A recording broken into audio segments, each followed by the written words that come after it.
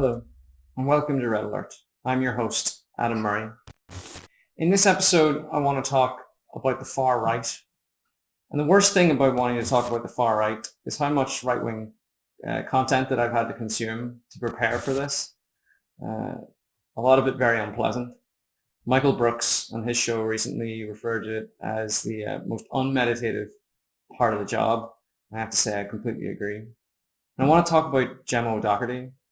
I don't really want to talk about Gemma O'Doherty, but I have to if I want to talk about the rise of the far right in Ireland. Gemma O'Doherty has become practically a household name over the last couple of years after she wanted to throw her hat into the ring for the presidential elections in Ireland. And she didn't secure enough nominations to take part in that election, but she did subsequently run in the European parliamentary elections that took place not long ago. And I think for a lot of people, she came onto the stage politically very suddenly, and it's taken a lot of people some time to actually get to know her politics, and the way that she carries those politics out. One bizarre, almost comical moment that stood out, I think, during her campaign to become a member of the European Parliament was when she took a live stream video in Dublin Airport. She started her very concerned live streaming talking about a multi-faith room that sits in Dublin Airport, and she lambasted the airport authority for the lack of a Christian cross or an altar in that multi-faith room. It apparently breaks her heart how un-Irish Dublin Airport has become, and she had this to say: "Dublin Airport is one of the most globalist places in the country, and that's obviously because it is an international location in terms of lots of people of different nationalities coming and going. But every time I come here, it feels less and less Irish."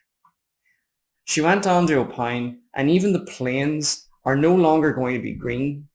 Now, personally speaking, I'm not sure if the globalists held some sort of special meeting to decide that, but in any case, they can clearly exert enough pressure on Aer Lingus that they would change the color of their airplanes. The power of these globalists clearly knows no bounds. She goes on to say in her video, "So there you see it. Green is no longer our national color. You see it less and less." If Gemma is so deeply concerned about the preservation and promotion of Irish culture, here are a few practical things that I would suggest she focus on instead of green airplanes. Promotion of the Irish language, promotion of Irish musicians, artists, dancers, songwriters, and other talents, of which we have many, promotion of Irish sports and games, anything other than this plastic patty nonsense that she's prattling on about. But if this airport thing really is going to upset her so much, Gemma, here are some soothing words. The signage in Dublin Airport is all in green, and it's in Irish. The shuttle buses are also green.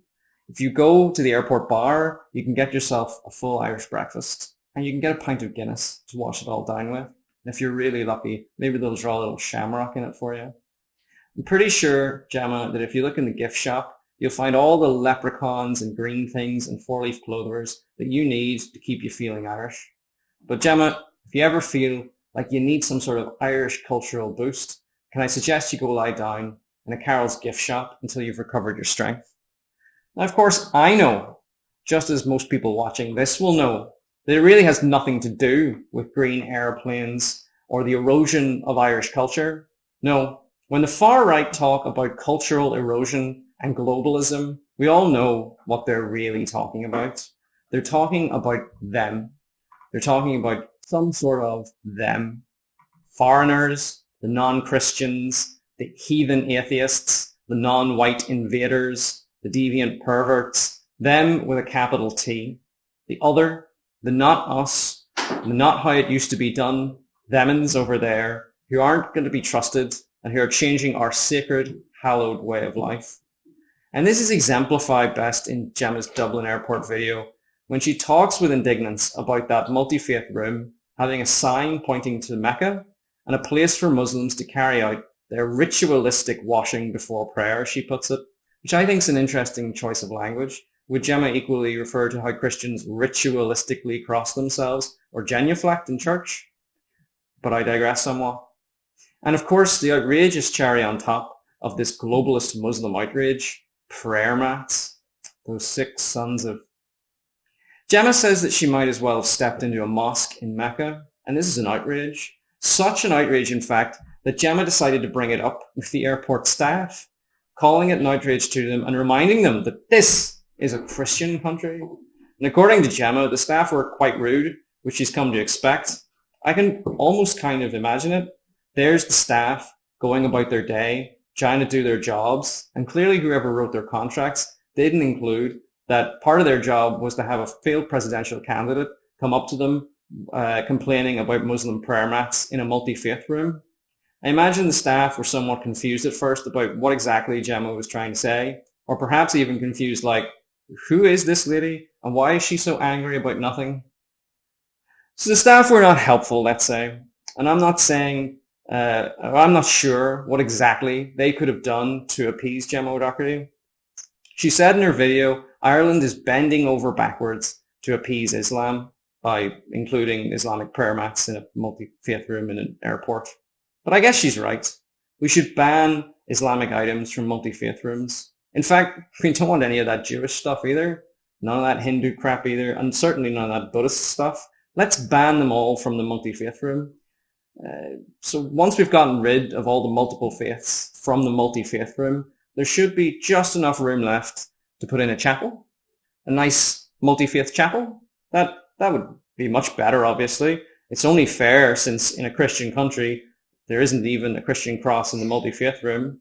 Well, here's the funny twist in this story. The Dublin Airport Authority did actually respond to Gemma's outrage to point out that there is in fact a full Catholic church situated on the grounds of the airport. Our Lady Queen of Heaven is a Catholic church situated beside Terminal 1 in the airport grounds. But you could forgive Gemma O'Doherty for not knowing about it. It's a relatively new installation, only built in 1964. Because Dublin Airport is one of the most globalist places in the country, and even the planes now are no longer going to be green. And I entered the multi-faith room.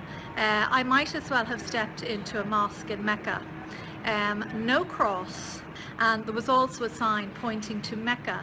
I brought it up with staff who were extremely rude. I've come to expect that now, but not one cross in that room. Plenty of prayer mats, plenty of bending over backward for Islam. So that's the situation. Even the person checking me in here did not even speak English properly. It's a disgrace. So there you go, folks. The multi-faith room in Dublin Airport has Muslim prayer mats. It's an absolute outrage. What about the Christians? All they get is their own freaking Catholic church beside Terminal 1.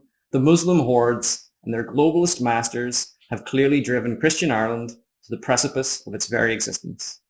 Now, to be fair to Gemma, Islam is Ireland's third biggest religion. Did you know that? This may shock and terrify a lot of people, but I have to confirm it is actually the truth. There are 63,000 Muslims and 50 mosques or prayer rooms across the island of Ireland. Geez, those could almost sound like big numbers when taken completely outside of context and delivered in a prejudiced, incredulous tone, as I've just done. Of course, the reality is those numbers are tiny when contrasted with the 3.7 million members of the Catholic Church in Ireland, based out of 1,025 Catholic churches in towns and cities across the island, according to the Catholic Directory website. So, where is this destruction of Catholic Ireland, or Christian Ireland, that people like Gemma O'Doherty and others on the far right talk about? It's true that the number of subscribing Catholics has went down since the 2011 census.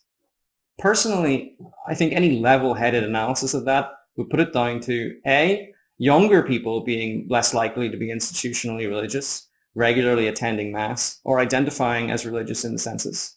And B, and hear me out on this one, the ever-growing wealth of evidence that the Catholic Church proactively covered up child sex abuse on a massive scale, as well as adult sex abuse by clergy members, as well as the breaking of the two mother and baby home scandal, the Magdalene laundry scandal, about women basically being enslaved, and how fresh scandals are arising, shining more light on women who basically had their babies stolen from them, and those babies were adopted off to Americans, which means that a lot of a lot of people living in America right now may well have been born to an Irish mother in Ireland and adopted off to America, and they're not even aware of it.